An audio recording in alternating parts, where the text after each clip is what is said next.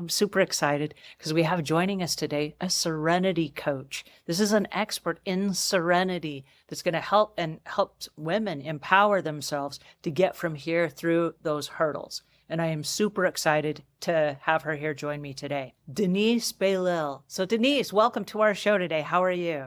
I'm very good. Thank you so much. I'm so excited to be here and talk about a topic that is very dear to me. Well, tell me a little bit about how people that are, and I know many of the people that we're having this conversation with right now are here because we're starting to have honest conversations with ourselves. It started with our stuff. And if we just get rid of stuff and we haven't had the conversations with ourselves about why we brought extra stuff into our life and we've been hoarding it or collecting it or have unresolved issues with our stuff. Mhm. If we haven't resolved those issues, then when we get rid of stuff and we do Donation Saturday, what happens is it all comes right back. We end up filling that void in our lives with more stuff and we're right back where we started. And we see it over and over and over again, this pattern repeating itself with people getting rid of stuff. And they're like, yay, my house is cleared up. And then within days or weeks, they're right back exactly where they were. Yeah. And so what is the connection between the stress and the anxiety and the not having cleared that up with the stuff that's in our lives, and how not making the commitment to make a change up here first is affecting all the other physical belongings that we're keeping in our homes? I think what happened is that people get emotional attachment to stuff. I was working for a lady a few years back, and she was a hoarder. And for her, it's sort of a comfort zone. Security that I might need that later. And once you deal with the understanding that you might not need it later, and if you were to need that information, what is the way that you can preserve that? A lot of time it's paper and magazine. You must have seen that, like piles of newspaper or magazine clipping or whatever the thing is, or old magazines from like National Geographic that you didn't even read the whole thing. And then you say, oh, but I'm going to get to that article later. And 5 years later, it's still on the table, packed up below all the other one. So when you're stuck in that, you have to do like a Marie Kondo type of thing, right? Like, does that really bring me security? Does that really bring me joy? Do I need that in my life? And be honest with yourself. And what's the attachment that I have with these things? Personally, I used to move every year or 2 years for a long part of my life, up until 20 years ago. And trust me, I had distanced myself from a lot of stuff, because when you move, you're always like, I can't move that, But now I've been where I am for 17 years, and I'm planning to make a change, actually moving from a 2-bedroom to an RVs, and I want to go traveling. So imagine all the stuff I have to get rid of. So now, because I've accumulated so much stuff, and I'm like, I don't need all of that. I have those Pyrex container to bake something. I think I have 6 of them. What am I doing with 6 of those things? You just said something really important, and I want to hang on to it for a second before it slips away. You just said you were thinking of moving from a 2-bedroom to an RV. So in the back of your mind, you know what the next step is. Even if it hasn't manifested itself yet, you know what it is. So the questions you're having with yourself are, is this something I'm going to take into an RV?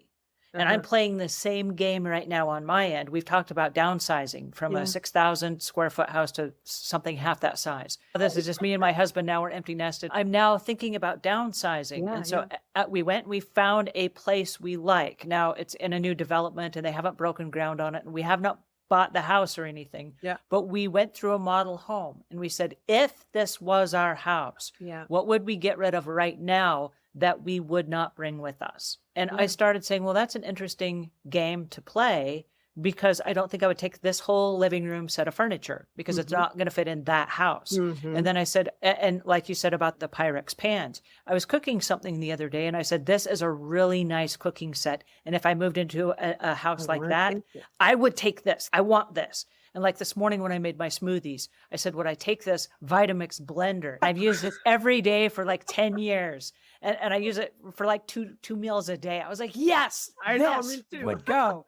But as I'm getting rid of stuff, it's like, I'm good letting that go. I don't need that. I don't use it much. And I wouldn't take it to the new house. Because in my mind, even though we haven't purchased the new house, and like you said, you haven't done the RV yet, in my mind, I'm getting ready for that next step. Yeah, absolutely. And so as I'm envisioning it, I'm like, nah, I don't need this. I can let this go. Yeah.